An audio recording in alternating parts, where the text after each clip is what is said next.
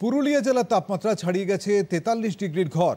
আশঙ্কা করা হচ্ছে এবার ৪৪ ডিগ্রিও ছাড়িয়ে যাবে। এই পরিস্থিতিতে জেলা জুড়ে জারি হয়েছে সতর্কতা। সাধারণ মানুষকে রোদ যথাসম্ভব এড়িয়ে চলতে বলা হয়েছে স্বাস্থ্য দপ্তরের তরফ থেকে। বেলা ১০টা থেকেই রোদের তেজ অসহনীয় হয়ে যাচ্ছে।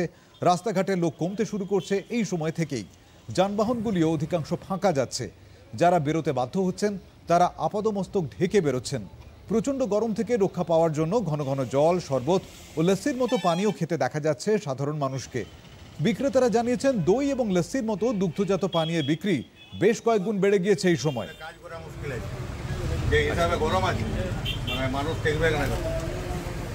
আচ্ছা, তো এ সময় বেশি বিক্রি কি হচ্ছে?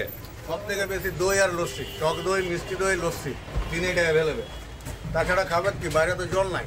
পুরো একদম নিজেকে যতটা কভার করতে পারা যাচ্ছে আর কি, যতটা প্রোটেকশন নিতে পারা যাচ্ছে এভাবে বেরোতে হচ্ছে।